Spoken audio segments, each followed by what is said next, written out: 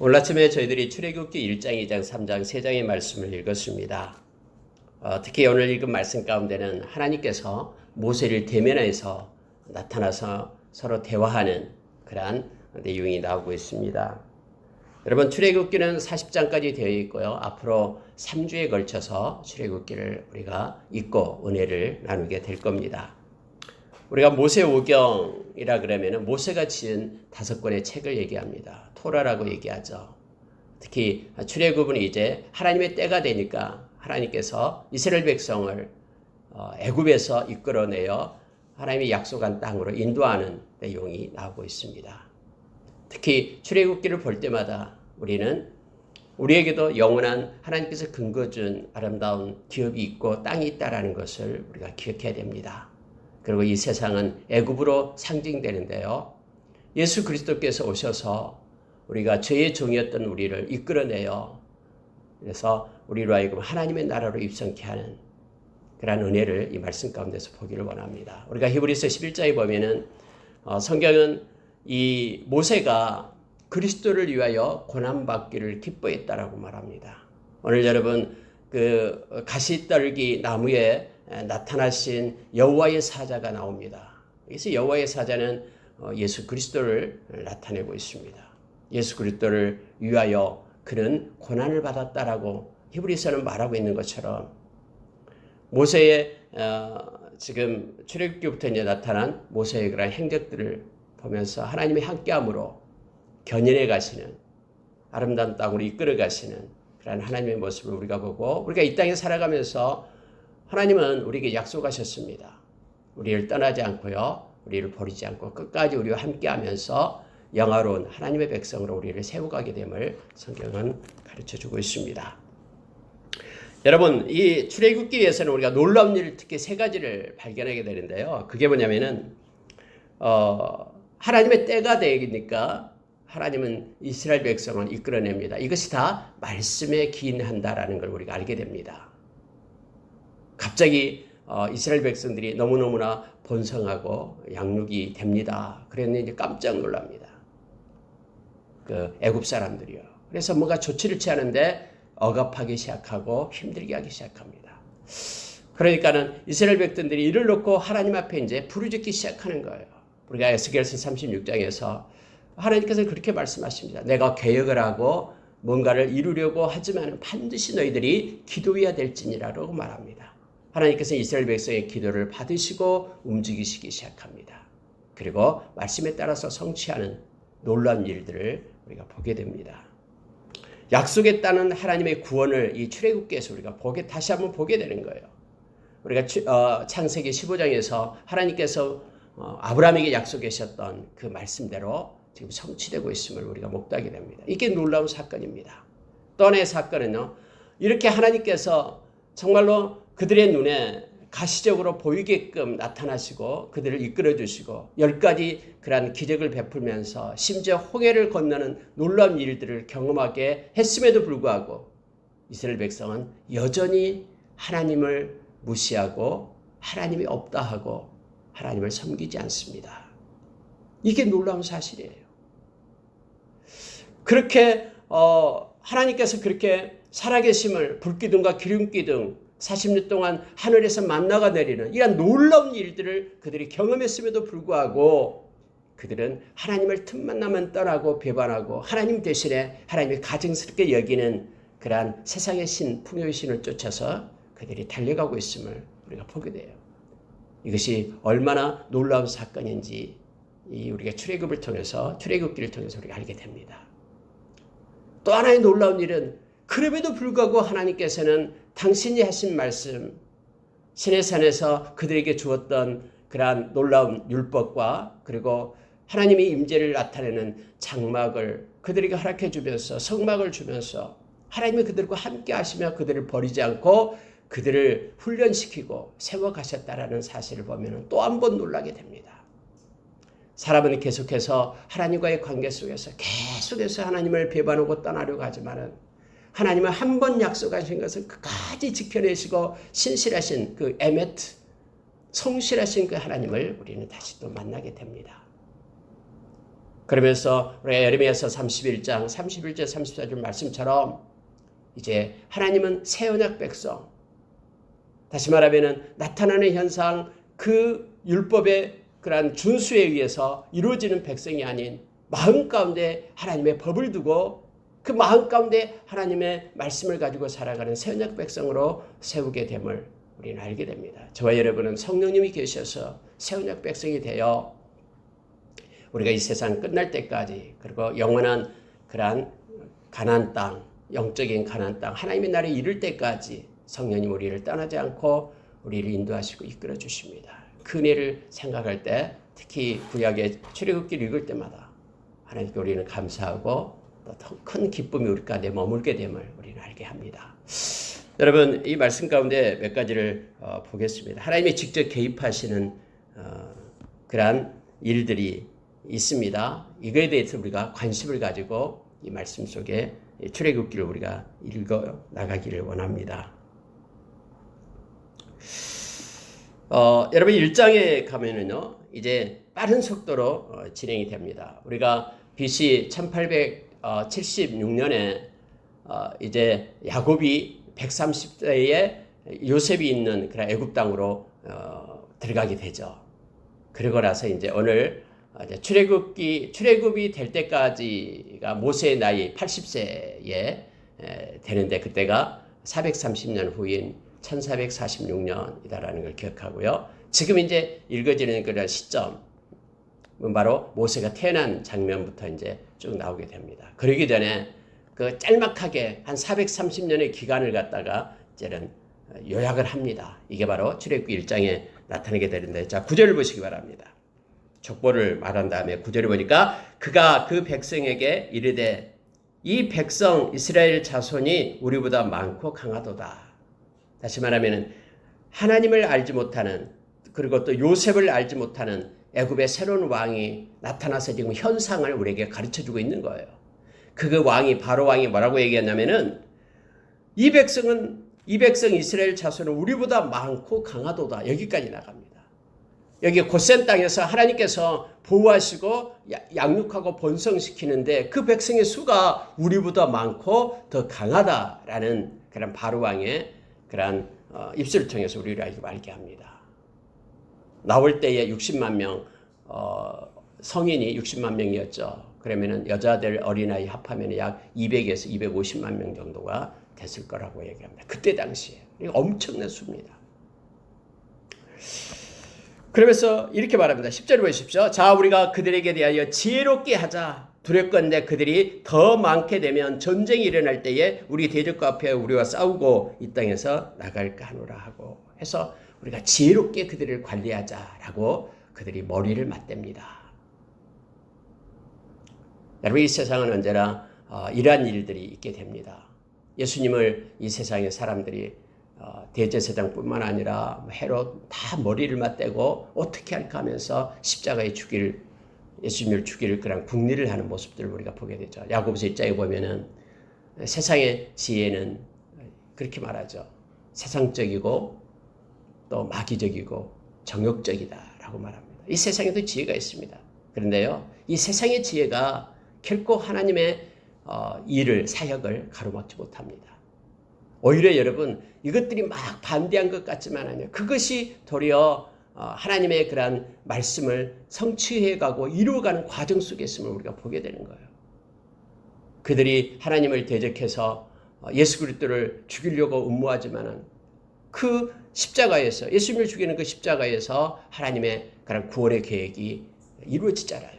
마찬가지예요. 그들이 머리를 맞대기 시작하면은요, 그것으로 인하여 이제는 하나님의 백성이 구원을 받게 되는 계기가 되게 됩니다.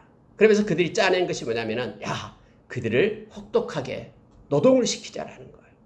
그들을 더 힘들게 하자. 그래서 여러분 보니까 11절 보니까는 무거운 짐을 지우고요, 비돔과 람세스 그런 성을 갖다, 국고성을 건축하게 하고요, 학대를 하기 시작합니다. 그랬더니 12절에 학대를 받을수록 더욱 번성하여 퍼져 나가니 애굽 사람이 이스라엘 자손으로 말미암아 근심했다라고 성경 말합니다. 아니라 그렇습니다. 하나님의 백성 또 교회를 핍박하면 핍박할수록요, 더욱더 번성하고 새로워집니다. 그랬더니 세상이 이제 막 근심하기 시작하는 거예요. 이스라엘 백성들 때문에.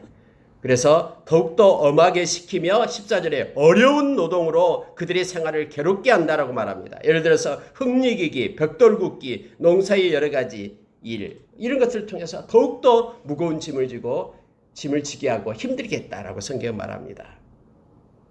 그러면서 결국은 어디까지 가냐면은 이제 아이를 만지기 시작합니다. 다시 말하면은 아들을 낳으면은 죽여버리고 딸만 이제는 놔둔다라는 거예요. 그리고 딸은 이제 다음에 애굽 남자들하고 이렇게 결혼을 해서 살게끔 그렇게 하는 거죠. 그러니까 씨를 마르게끔 그렇게 하는 것입니다. 그런 게까지 이제 점점점 정책을 더 조임해서 나옵니다. 여러분 왜 그럴까요? 왜 이런 것들을 하나님은 허락할까요? 다름 아닌 이스라엘 백성으로 하여금 하나님 앞에 엎드려 기도하게끔 하기 위함임을 알게 합니다. 여러분 그렇지 않으면 이스라엘 백성은 기도하지 않습니다. 그렇지 않으면 그들이 살고 있는 것이 너무나 편하거든요. 그래서 하나님의 목적에 의해서 그들이 이끌음을 받지 못합니다. 여기가 좋사오니 하나님의 뜻하고는 상관없이 자기의 것 가지고 안주하면서 그 테두리를 벗어나려고 하지 않습니다. 우리의 삶도 마찬가지입니다. 때로는 고난이 올 때 그래서 우리는 하나님 앞에 순종함을 배워야 된다라고 성경은 말합니다. 우리 주님이 그랬듯이 히브리서 5장에서 말해주고 있죠. 5장 7절에서요. 여러분 이와 같은 일이 있을 때 이스라엘 백성이 이제 울부짖고 하나님 앞에 기도하기 시작하는 거예요. 자, 여러분 17절을 보시기 바랍니다. 산파가 나타나는데요. 히브리 여인들이 해산을 도와줄 산파가 나타납니다. 그래서 산파가 봐가지고 아들이면은 죽이고 딸이면은 살려두라 이런 엄청난 명령을 받게 됩니다. 그런데 17절 보니까 그러나 산파들이 하나님을 두려워하여 애굽 왕의 명령을 어기고 남자 아기들을 살린지라 이렇게 말하고 있습니다. 여기서 나온 그 산파의 그런 모습을 말하면서요. 여기서 산파 시브라하고 부하라는 두 명의 사람이 대표해서 이렇게 기록을 하고 있는 거예요. 그랬더니 20절 보십시오. 하나님이 그 산파들에게 은혜를 베푸시니 그 백성은 번성하고 매우 강해지더라. 그 백성이라는 것은 이 산파의 자손들을 얘기합니다. 자, 21절 보십시오. 그 산파들은 하나님을 경외하였으므로 하나님이 그들의 집안을 흥왕하게 하신지라 라고 하나님이 직접 개입하셨음을 보게 됩니다. 여러분 우리는 여기서 또 하나가 이제 하나의 문제를 발견하게 됩니다. 분명히 이 산파들은 애굽 산파들입니다. 그래서 애굽 바로의 왕의 명령을 거역했다라는 거예요. 거짓말을 한 거죠. 그리고 거짓말을 하면서 왜 그러냐 했더니 그들은 너무나 강해서 우리가 도착하자마자 아기가 벌써 낳았습니다. 라고 말을 하는 거예요. 여러분 우리가 어떤 가치의 기준을 가지고 나타낼 때 아니 거짓말은 나쁜 거잖아요. 그럼 바로 왕이 시키면 시킨 대로 해야 되고 그렇게 해야 되잖아요. 막 이렇게 주장하는 사람도 있습니다. 그러나 여러분 하나님의 백성에게는요 언제나 기준점이 있습니다. 가장 우선할 것은 하나님의 말씀임을 우리가 기억해야 되고요. 하나님이심을 기억해야 됩니다. 그래서 여러분 각 나라의 법이 있지만은 그러나 만약에 그 법이 우리로 하여금 하나님을 섬기고 하나님께 영광 돌리는 것을 막는다면은 우리는 먼저 하나님의 법을 택한 자들입니다. 하나님의 백성이기 때문에요. 하나님의 법을 가지고 살아가는 자들이기 때문에 이것을 우리가 먼저 분명하게 해야 됩니다. 그래서 여러분 여기에서 이 산파들이요 하나님을 두려워했다라고 말하죠. 이 두려워했다라는 것을 21절에는요. 그 산파들은 하나님을 경외하였으므로 라고 표현하고 있습니다. 모든 행동의 중거점이 하나님 앞에 있는 거예요. 그래서 하나님을 먼저 생각하고 다시 말하면 이 산파들은 바로 왕보다도 자기의 육신의 생명을 끊어낼 자기를 구속시키고 자기에게 압력을 가할 그 세상의 권세보다도 하나님을 먼저 생각하고 하나님을 먼저 두려워했다라는 것이 이게 경외함이다라고 지금 표현하고 있는 것입니다. 여러분 아브라함이 이삭을 갖다 모리아산에서 드릴 때를 한번 생각해 보십시오. 그냥 세상적인 기준에 의해서는 어떻게 자기 자식을 죽일 수 있습니까? 말도 안 되죠. 그런데 이 아브라함은 이 인간의 어떤 가치, 기준보다도 하나님을 먼저 둔 것이에요. 하나님의 말씀을 먼저 붙잡는 거예요. 하나님이 나의 그런 아들을 통해서, 후손을 통해서 하나님께서 약속하셨잖아요. 많은 그런 자손들을 주겠다고 약속했기 때문에 그 하나님의 말씀을 믿고 드렸더니 우리가 잘 아는 창세기 22장에서 이미 보았죠. 이제야 내가 나를 경외한 줄 알았다라고 말하는 거예요. 이 히브리 여인들도 역시 경외함으로 서겠습니다. 우리가 기생 라합도 우리가 잘 알게 됐잖아요. 다음에 여호수아서 나옵니다만은 기생 라합이요. 그 정탐꾼들을 숨겨주잖아요. 그럼 거짓말 하잖아요. 자기 백성 그 백성들 입장에서 보면 왕의 명령을 갖다 거부하는 거잖아요. 그럼 이거 어떻게 됩니까? 어떤 가치로 우리가 봐야 됩니까? 바로 그거. 하나님을 기준으로 하는 거예요. 하나님께 영광 돌리는 것. 그래서 기생 라합이 예수 그리스도의 계보에 들어오게 되면 우리는 알게 되잖아요. 여기서도 여러분 이 산파에게 하나님께서는 은혜를 베풀었다라고 성경은 말해주고 있습니다. 언제나 하나님의 백성을 돕는 자에게는 하나님의 백성을 축복하는 자에게는 하나님의 축복이 임합니다. 하나님의 백성을 저주하는 자에게는 그들에게 저주가 있다라고. 이것이 아브라함에게 준 복이었죠. 오늘날도 마찬가지입니다. 하나님의 백성을 세워주는 그들에게 하나님은 그냥 있지 않습니다. 이 산파에게 은혜를 베푸듯이 하나님은 은혜를 베풀고 인도하심을 우리는 기억해야 됩니다.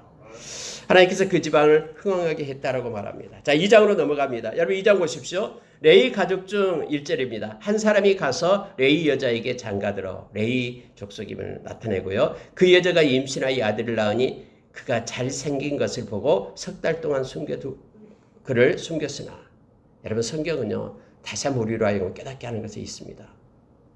여러분 성경은요. 하나님이 하시고자 하는 말씀만을 기록한다고 그랬죠. 우리가 이 말씀만 읽으면은요. 한 여자가 결혼을 했네. 남자하고 그리고 임신해서 아들을 낳았는데 아들이 참 잘생겼다. 이거 보면은 그 아들이 누굽니까? 모세죠. 근데 우리가 잘 알면 모세의 형이 있었잖아요. 아론도 있었고요. 또 미리암도 있었어요. 근데 아론과 미리암이 어떻게 태어난가에 대해서는 성경은 기록을 안 해요. 이것만 읽고 보면은 모세만 태어난 것처럼 우리가 보게 되잖아요. 그럼 다음에 또 아론이 나와요.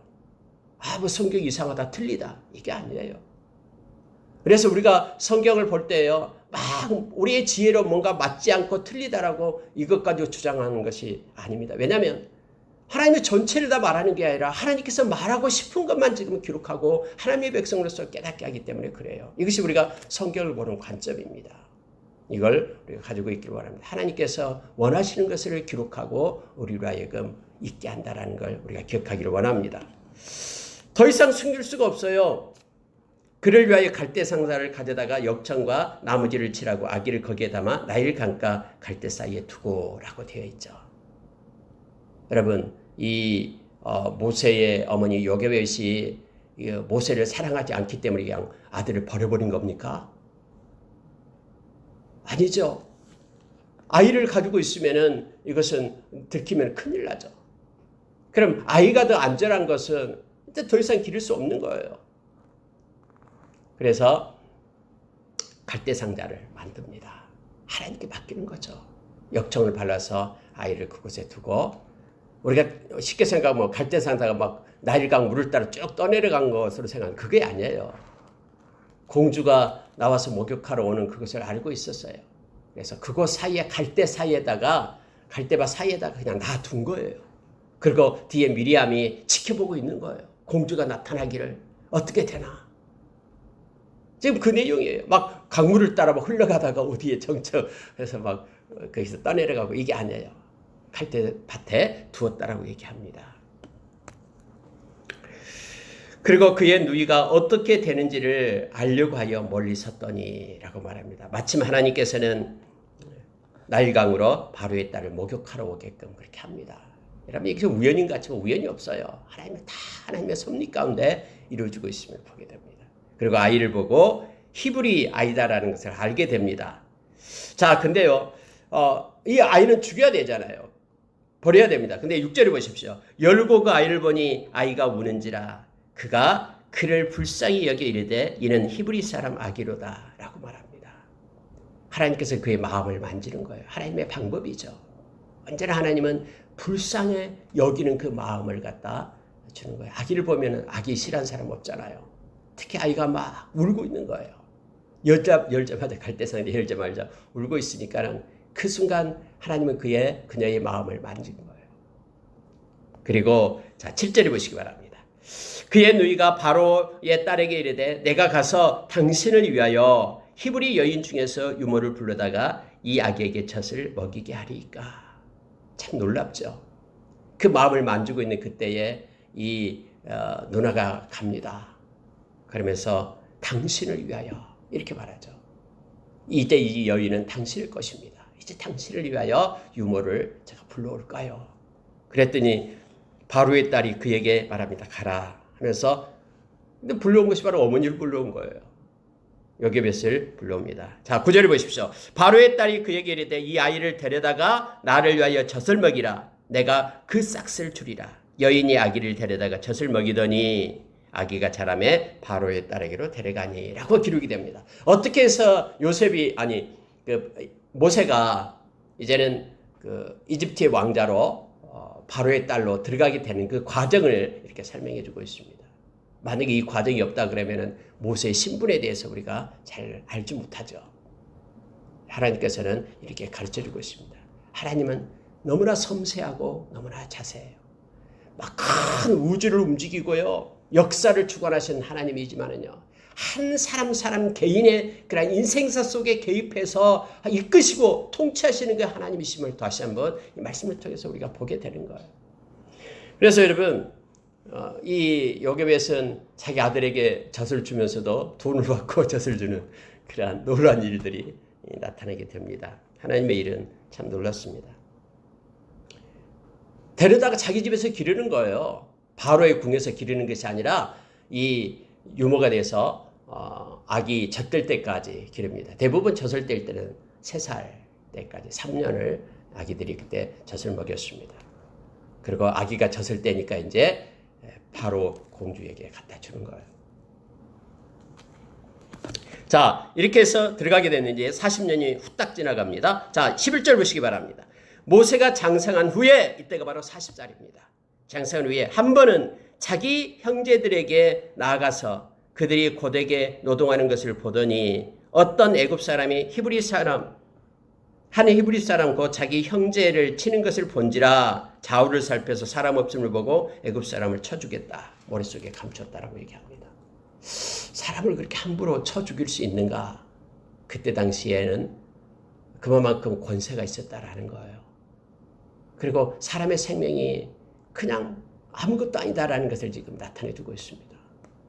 근데 놀라운 일이 있죠. 3살 때에 들어갔는데요. 이 자기의 어떤 정체성을 모세는 알고 있었어요. 내가 히브리 사람이다라는 것을 알게 됩니다. 그리고 성경에 보니까는 자기 형제에게 나가서라는 자기 형제라는 표현을 씁니다. 여러분 이것을 히브리서 11장에서는 11장 24절에서 26절에 보면은 말하고 있습니다. 모세에 대해서 말할 때에 그는 애굽에서 누리는 그 부보다도 자기 형제와 함께 고난받는 것을 택했다라고 말하고 있는 것입니다. 그럼 누가 이렇게 됐을까? 누가 이런 모세를 갖다 길러줬을까? 여러 가지 말이 있습니다만 성경에는 나와 있지 않습니다. 어쨌든 아기 젖을 3살 때까지 먹이고 그 다음에 바로의 궁으로 들어가서 40년간을 그곳에서 교육을 받으며 이제 왕자로서 지배층으로서 그렇게 서게 된 것을 우리가 보게 되죠. 하나님의 특별한 간섭이죠.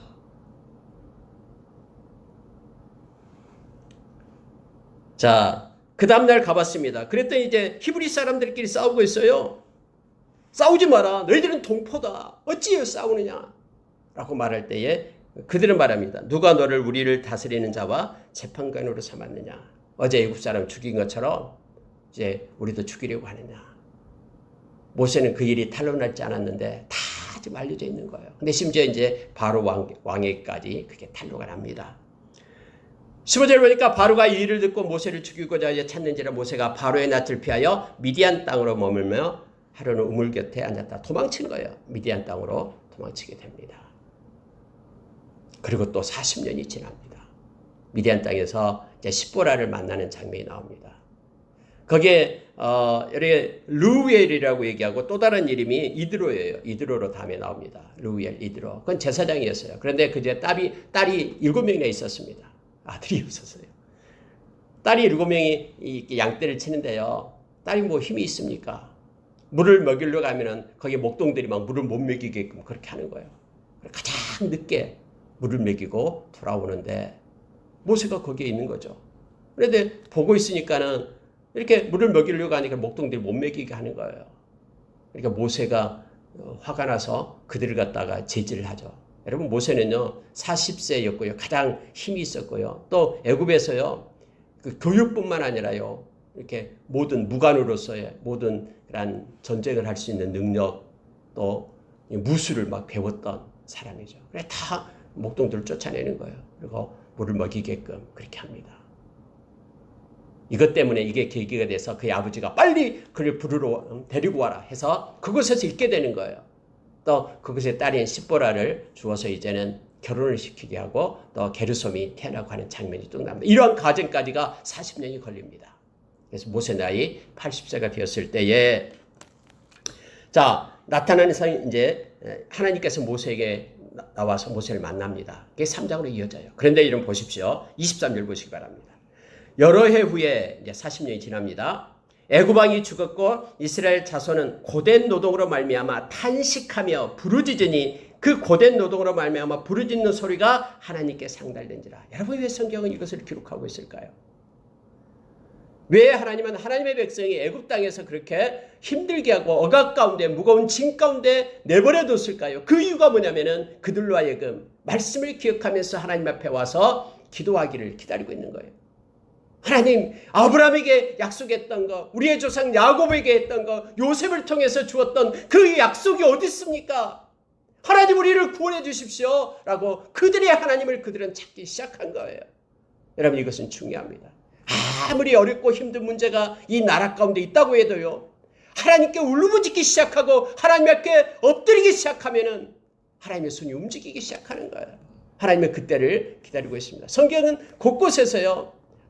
하나님의 백성의 기도 없이는 하나님의 일이 이루어지지 않음을 우리로 하여금 깨닫게 하는 거예요. 여러분 우리가 기도할 때 하나님께서는 일하십니다. 130년 전에 이 땅에 이 생명의 말씀이 들어오기까지 수많은 사람들이 이 조선 땅을 놓고 기도했습니다. 그래서 그 기도를 타고 이 땅에 하나님의 생명의 말씀이 들어와서 저와 여러분이 하나님의 말씀을 붙잡게 된 거예요. 오늘날 먼저 믿는 저희들은 아직까지 미전도 종족을 위해서 기도해야 됩니다. 열방을 향해서 열방을 위한 기도를 해야 됩니다. 그리고 저희 교회는 일주일마다 돌아가면서 17개 나라를 놓고 계속해서 기도하고 있습니다만 이 기도를 해야 됩니다.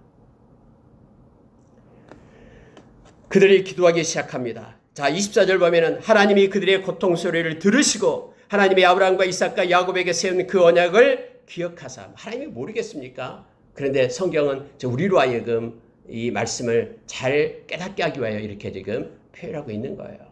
하나님이 기억하셨다. 이 말은 하나님의 때가 되었다. 약속하신 말씀을 기억했다라는 거예요. 하나님 입에서 나간 말씀은 절대로 소멸되는 법이 없고 하나님의 기쁘신 뜻을 이룬다라고 얘기합니다. 그리고 하나님의 영광을 위하여 형통으로 인도됨을 우리는 이사야서 55장에서 말씀을 통해서 알고 있잖아요. 하나님은 말씀을 기억했다라고 말합니다. 기도하니까 그 기도를 들으시고 하나님의 때에 말씀을 기억하사. 자, 25절. 하나님이 이스라엘 자손을 돌보셨고 하나님이 그들을 기억하셨더라 라고 성경은 말하고 있습니다. 하나님의 돌보심은 하나님이 이제 일하기 시작한다라는 거예요. 베드로전서 5장 7절에서 베드로 사도는 그렇게 말합니다. 너희 염려를 주께 맡기라. 주께서 돌보신다라고 얘기합니다. 주께 맡긴다는 게 뭡니까? 주님 앞에 기도한다라는 것입니다. 우리가 주님 앞에 기도할 때에 주님께서는 손이 움직여 이제는 일하시기 시작하는 것이 바로 돌보신다라고 표현을 합니다.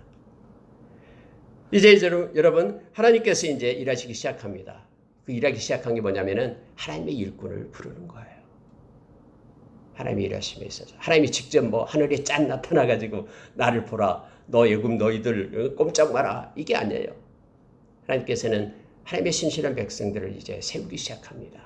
그게 바로 3장에 나와 있습니다. 자, 모세가 하나님을 어떻게 만나는가라는 장면이 나옵니다. 하나님의 산 호렙에 이르러서 양떼를 데리고 갑니다.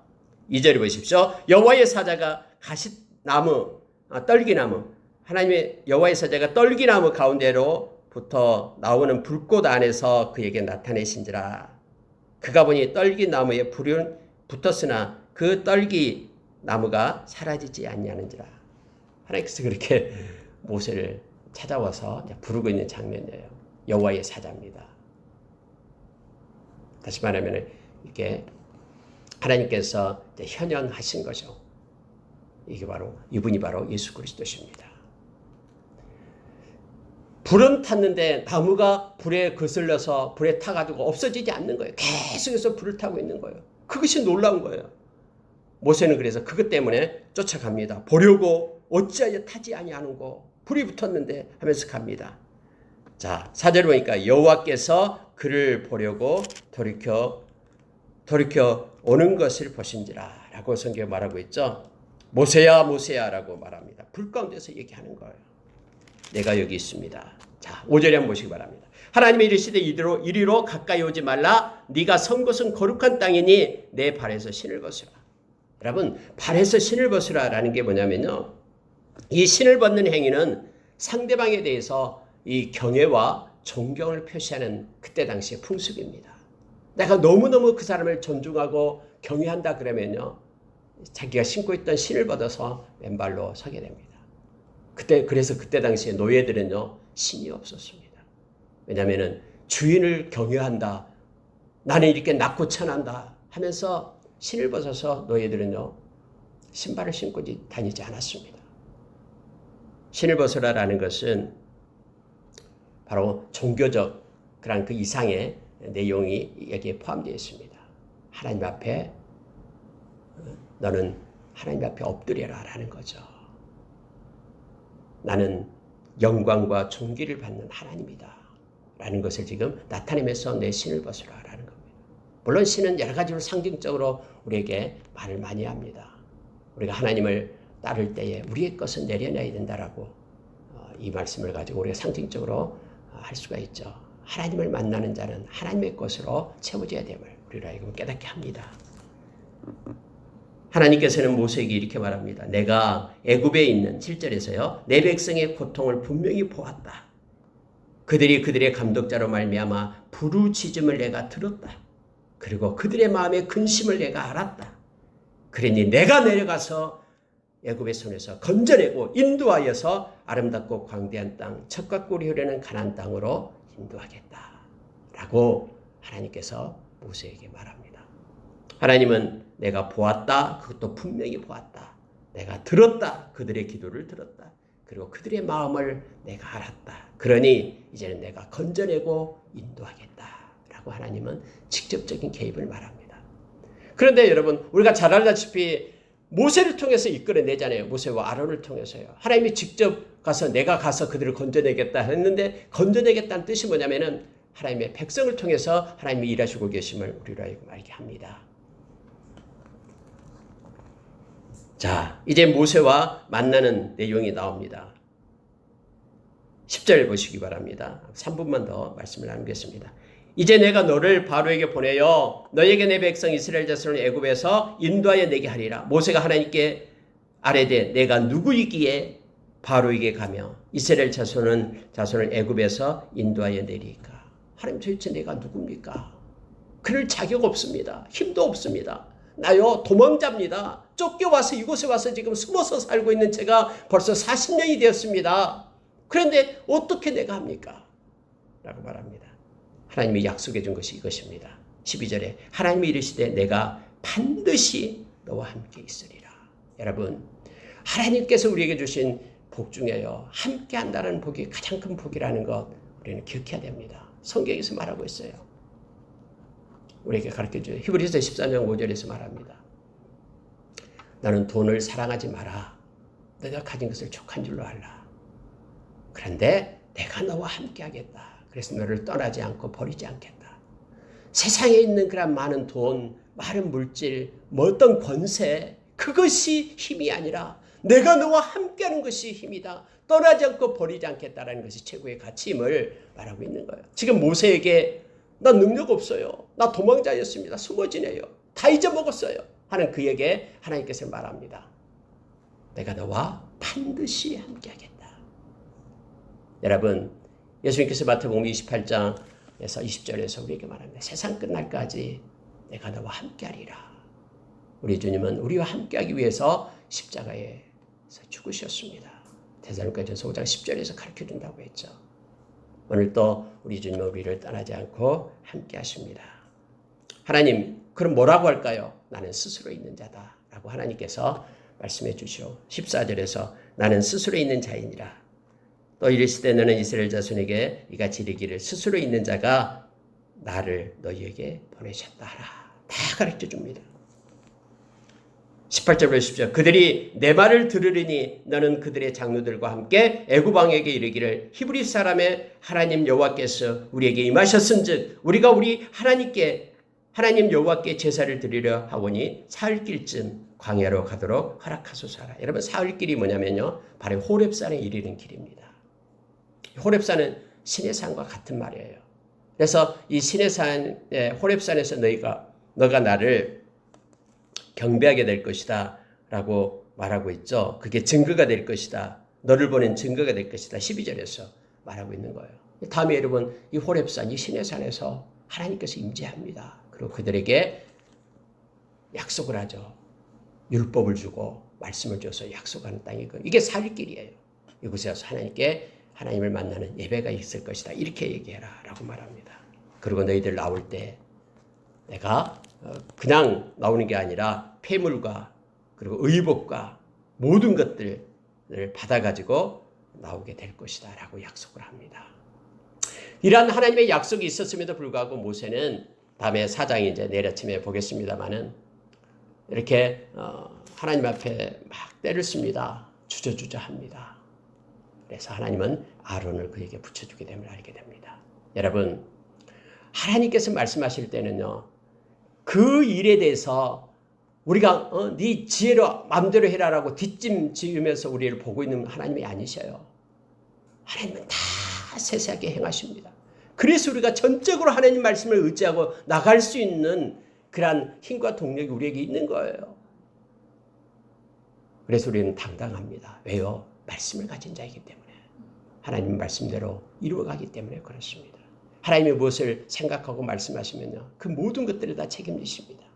방법과 때와 모든 것들을 다 하나님을 주장하십니다. 하나님을 믿고 의지하면서 오늘 하루도 하나님께 영광 돌리는 하루가 되기를 원합니다. 이렇게 기도하겠습니다.